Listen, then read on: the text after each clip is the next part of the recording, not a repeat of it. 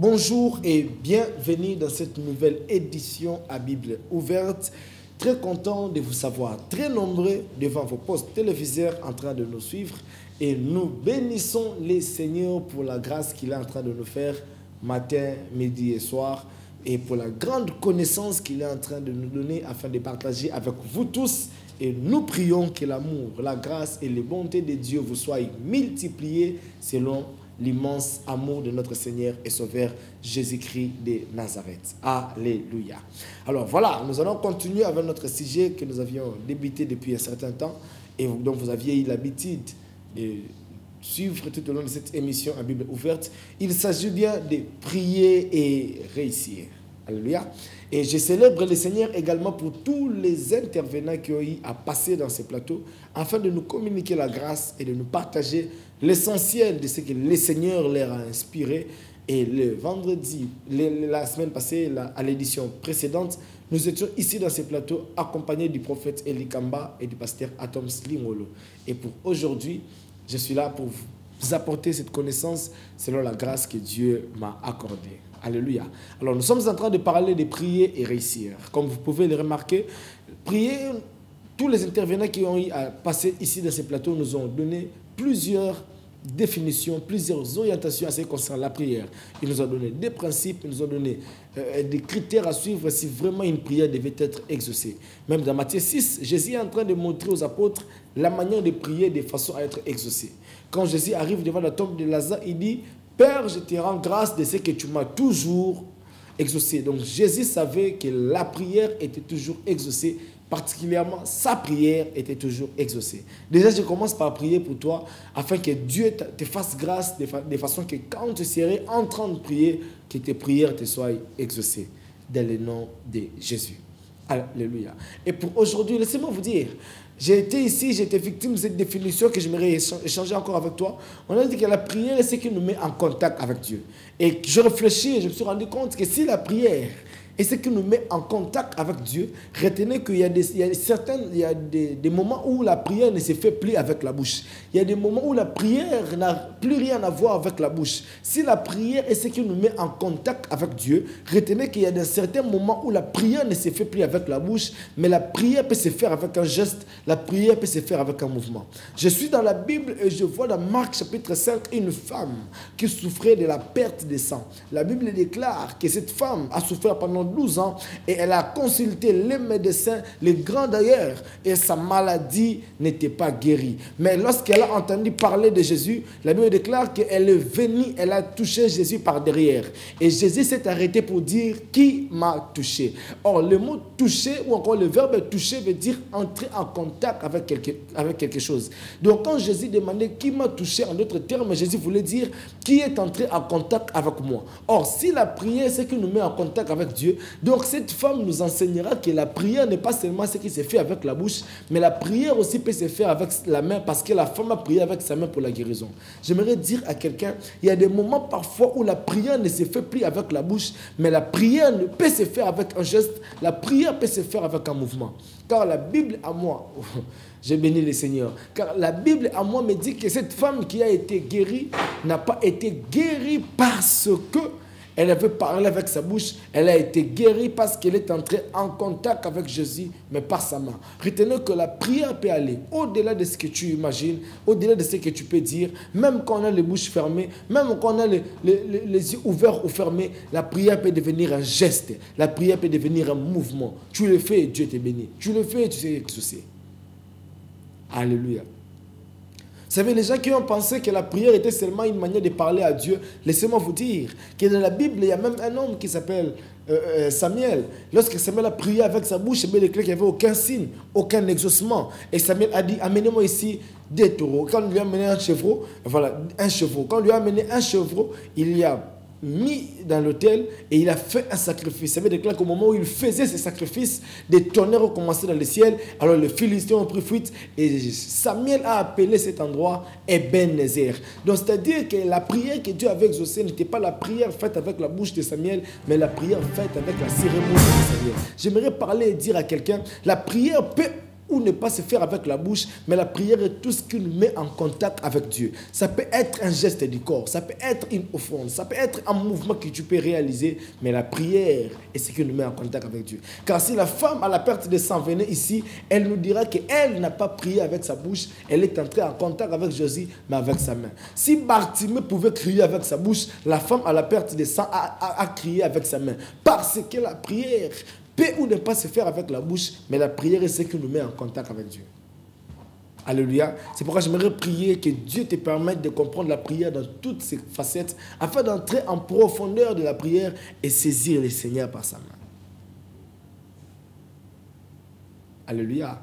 Et quand vous maîtrisez ces choses, frères et sœurs, alors vous serez dans une prière assez importante, mais aussi dans une prière digne d'être exaucée. Que Dieu te bénisse abondamment. Et quand on parle de prier et réussir, retenez que c'est Dieu qui nous accorde la réussite. Retenez que la réussite vient de Dieu. C'est Dieu qui nous en donne. Personne ne s'attribue le privilège d'avoir ça. C'est Dieu qui donne ça. Alléluia. C'est Dieu qui donne la réussite. C'est Dieu qui donne le succès.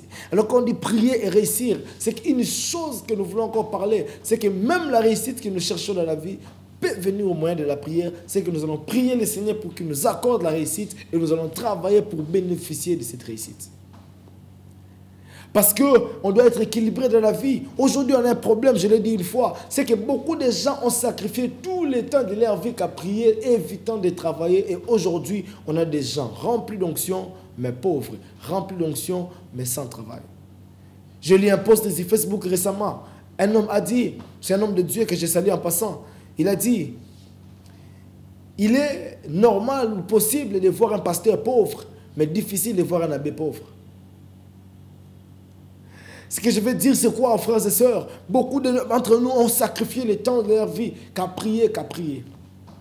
Je vous ai dit, que ce soit les pauvres, que ce soit les riches, nous n'avons tous que 24 heures pendant la journée. Il n'y a pas quelqu'un qui a 26 heures ou 25 heures, nous avons tous 24 heures pendant la journée. Et Jésus a dit, travaillons pendant qu'il fait encore jour, car la nuit arrive où personne ne peut travailler. Si pendant la journée, vous devez prier. J'aimerais vous dire, priez, mais ne baissez pas les bras dans le travail. Et je donnais beaucoup de points concernant la réussite afin d'aider tout le monde à réussir. Frères et sœurs, j'aimerais te dire des choses aujourd'hui. Et ces des choses, je les trouve dans le livre de Josué, chapitre 1er. Plusieurs fois, Dieu a entendu les répéter à Josué. Prenons le verset 9. Dieu parlant à Josué, dans le verset 9, il lui dit, fortifie-toi et prends courage. Je parlerai de ces deux choses. Est-ce que la force et le courage sont la même chose? C'est ce qu'on va essayer de voir.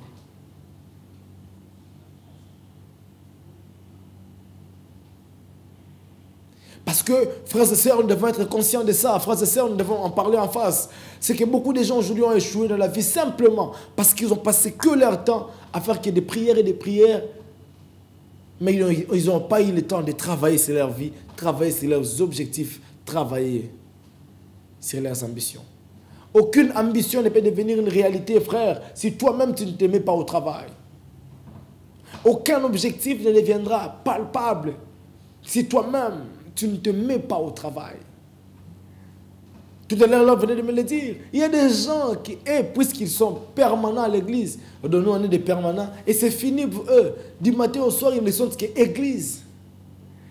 Matin au soir, 6h, 7h, 8h, Dieu va faire, Dieu fera comment? Même Jésus, quand il fallait avoir l'argent, il a dit à Pierre, retourne de la mer, et les premiers poissons que tu pêcheras, ouvre sa bouche, tu trouveras l'argent. Jésus a voulu enseigner à Pierre que ce que tu as besoin viendra, mais après avoir passé par un travail. Et aujourd'hui, on a des gens qui refusent de travailler sous prétexte que Dieu fera. J'aimerais parler à quelqu'un, parler à une personne. Chers frères et sœurs, c'est bien de prier. Je suis homme de Dieu, je suis pasteur, je dois vous le dire. La Bible nous encourage de prier sans cesse. Prier sans cesse ne signifie pas prier 24 heures sur 24 heures. Prier sans cesse veut dire prier n'est pas se relâcher. Parce qu'il y a certaines situations de la vie qui peuvent nous pousser à ne plus prier. Il y a des moments de la vie, à cause des circonstances, tu sens que tu dois abandonner. Et la Bible nous appelle à prier et à ne pas lâcher. Lâcher ne veut pas dire ne pas arrêter la prière. Prier, mais ne pas abandonner la vie de prière. Mais la prière ne doit pas être un moyen d'éviter de travailler. Il faut qu'on se dise, la prière ne doit pas être un moyen d'être paresseux. Même Dieu lui-même n'aime pas le paresseux. C'est pourquoi quand il choisit Josué, il lui dit, fortifie-toi et prends courage. Parce que c'est vrai, Josué. Voilà ce que la Bible déclare. Ne t'ai-je pas donné? Dieu n'appelle pas seulement un encouragement, mais plutôt un ordre. Ne t'ai-je pas donné un ordre? Fortifie-toi et prends courage. Donc Dieu donne à Josué un ordre. Et vous savez, l'ordre, on dit Mobeko. C'est quand on te donne un ordre, l'ordre est appelé à être exécuté. Là, c'est Dieu qui parle. Il dit, je ne t'ai pas donné cet ordre. Ne t'ai-je pas donné cet ordre? Fortifie-toi, mon frère. Prends courage. Bien que le Seigneur sera avec toi, bien que Dieu sera avec toi, le courage sortira de toi. C'est à toi de prendre courage. Fortifie-toi. J'ai envie de dire à quelqu'un, ne laisse pas la place à la timidité, ne laisse pas la place à la paresse. Sinon tu te rendras compte que tu n'es abouti à rien parce que tu repoussais tout au lendemain. Toi, quand il fallait travailler, tu repousses tout au lendemain. Ça, c'est la paresse. Alléluia. Beaucoup de gens à l'église aujourd'hui, c'est pourquoi on a beaucoup de gens appelés par Dieu. Et tous les jeunes appelés, ministère, ministère, ministère. Dieu appelle, je ne refuse pas. Mais est-ce que nous tous, nous sommes réellement appelés de Dieu? Ou d'autres, à cause de leur paresse dans le travail, pensent que l'œuvre de Dieu sera une couverture? Je dis à mes amis à l'église, l'œuvre de Dieu ne donne pas l'argent. Le ministère ne donne pas l'argent. C'est Dieu qui donne l'argent. Et pour que Dieu te donne, ce n'est pas obligé d'être au ministère, mais d'être un travailleur, d'être un bosseur. Jésus a dit, mon Père travaille, moi aussi. Donc même Jésus nous permet de comprendre que Dieu est au travail et lui, en tant que fils, il est au travail. Maintenant, nous qui sommes paresseux, on a pris la paresse où? Ne t'ai-je pas donné cet ordre? Fortifie-toi. Et prends courage. J'aimerais expliquer ces deux termes rapidement. Prendre courage et se fortifier. Se fortifier veut dire trouver de la force en soi-même. Et la force, c'est quoi? Rappelez-vous, en physique, on nous a dit que la force, c'est ce qui permet un mouvement. C'est-à-dire, rien ne peut bouger sans la présence de la force. Frères et sœurs, quand Dieu dit fortifie-toi, Dieu voulait dire, je trouve la force en toi-même. En réalité, la force est ce qui provoque le mouvement. C'est-à-dire, quand Dieu disait à Josué, fortifie-toi, en réalité, Dieu voulait dire à Josué, trouve la force en toi pour bouger. Trouve la force en toi pour se mettre en mouvement. Trouve la force en toi pour se mettre en exercice. Fortifie-toi. C'est un ordre que Dieu donne à Josué. C'est un ordre, une recommandation. Josué, ne t'ai-je pas dit, fortifie-toi. Dieu dit, je serai avec toi. Ton Dieu sera avec toi dans tes entreprises. Mais toi, fortifie-toi. Il y a des gens qui sont morts avec de grandes visions. Il y a des gens qui ont reçu des grands appels de Dieu, mais qui sont morts et ils sont devenus nulle part. Il y a des gens aujourd'hui qui ont des grâces exceptionnelles de Dieu, des dons, des potentiels que vous ne pourrez imaginer. Mais ces gens aujourd'hui sont nulle part. Mais tu te rends compte avec tous ces potentiels, avec tout ce qu'il a, qu'est-ce qui se passe avec l'homme? La personne a une grâce exceptionnelle, mais la personne est nulle part. Pourquoi? Parce que Dieu sera avec toi, mais c'est à toi de se fortifier. Se fortifier veut dire trouver de la force. Or, la force, c'est ce qui provoque un mouvement. On nous a appris que rien ne peut bouger sans la présence d'une force. C'est quand Dieu voulait dire, je suis fortifie-toi. Dieu voulait dire, je suis trouve de la force en toi et mets-toi en mouvement. Et c'est quoi le courage? Je bénis Dieu pour tous ceux qui sont en train de nous suivre. Le Seigneur a permis ces messages pour que tu te mettes en mouvement. Et le courage, c'est quoi? C'est quand vous décidez de travailler, ça c'est la force. Mais le courage, c'est quoi? Le courage, c'est quand vous êtes levé, vous êtes en mouvement. Et puis vous vous rendez compte que vos compétences et les résultats que vous voulez avoir, il y a toute une lutte, tout un grand combat. Et cela peut vous effrayer. Et le courage, c'est savoir surmonter sa peur. Il y a des gens qui se sont fortifiés pour commencer, mais qui ont finalement abandonné. Se fortifier te donnera la force de se mettre en mouvement. Le courage te permettra de rester constant dans le travail. Fortifie-toi et prends courage. Retenez ceci, le courage n'est pas l'absence de la peur. Le courage, c'est travailler dans la peur. Tu es en train de trembler, mais tu avances quand même. J'aimerais rencontrer ce géant qui s'appelle David. Il regarde la taille de Goliath. Humainement, on peut dire, mais cet homme, s'il me piétine, je disparais. Si seulement il me piétinait, je disparais. Humainement, il peut trembler. Mais qu'est-ce qui se passe? Il est en train de trouver la force en lui-même. Il dit, aujourd'hui l'Éternel te livrera entre mes mains. Aujourd'hui tu seras livré entre mes mains. Frère, j'aimerais parler à quelqu'un, j'aimerais même expliquer à une personne. Dieu dit à Josué, je t'avais déjà donné un ordre. Fortifie-toi et prends courage. Cela veut dire que Dieu voulait dire à Josué, Josué, tu trouveras la force pour te mettre en mouvement en toi-même, mais tu dois trouver le courage. Parce qu'il est possible que le combat soit plus fort, mais le courage te permettra de surmonter ta peur. Car lorsque tu regardes autour de toi, la taille de tes combats, la taille de tes ennemis, tu seras effrayé. Mais quand tu trouves la force en toi, tu avanceras malgré la peur. Tu avanceras malgré la taille ou encore la forme que peut avoir tes ennemis. C'est pourquoi j'aimerais parler à une personne. Fortifie-toi et prends courage. C'est ordre, c'est que Dieu donne à Josué. Avant même qu'il lui dise que ce livre de la loi de ce loi, il dit d'abord, commence par avoir le courage. Prends courage. Ne t'ai-je pas donné cet ordre? Fortifie-toi. Parce que Dieu remarque en Josué, c'est lui qui reçoit un grand appel, mais qui peut être un tremblant, qui peut être quelqu'un de douteux. J'ai remarqué une chose, frères et sœurs, j'aimerais vous en partager. Il y a des gens qui, pour qu'ils se sentent qu'ils sont en train de faire bien, il faut que tout le monde les encourage. C'est pourquoi Dieu comprenant ça, il dit à Josué, fortifie-toi toi-même. Cela veut dire que si tu ne trouves pas les gens qui te fortifient, Josué, prends la force en toi-même. Que des gens qui ont arrêté de travailler parce qu'il n'y a eu personne pour les encourager. Et Dieu comprend, Josué, si tu veux que la communauté d'Israël t'encourage, peut-être tu auras à abandonner. Parce qu'il est possible que dans le chemin de ton parcours ou dans le chemin de ta destinée ou encore sur le chemin de ta réussite, que tu n'aies personne pour t'encourager. Mais que cela ne soit pas un moyen d'abandonner. C'est pourquoi Dieu parle à Josué et lui dit, fortifie-toi. J'aimerais parler à quelqu'un, je ne sais pas par quoi tu es en train de passer, mais j'aimerais te dire, fortifie-toi. Je ne sais pas quelle est la taille de tes combats, quelle est la forme que tes combats sont en train de prendre. Mais mon cœur me dit de te dire, fortifie-toi. Je ne sais pas ce qui t'arrive, mais tout ce que je sais, c'est que Dieu peut te faire du bien. Fortifie-toi et prends courage. Est-ce que je parle à quelqu'un? Fortifie-toi et prends courage. C'est que le courage, c'est ce qui te permettra de se mettre en mouvement. La force, c'est ce qui te permettra de te mettre en mouvement. Et le courage, c'est ce qui te permettra d'agir. Proverbe chapitre 24, le verset 30. Il y a quelque chose. Quand vous lisez Proverbe, vous allez voir combien de fois on parle de paresseux. On dit, j'ai passé auprès d'un champ d'un paresseux. Il dit, j'ai passé auprès d'un champ d'un paresseux. Et il dit, j'ai fait une remarque.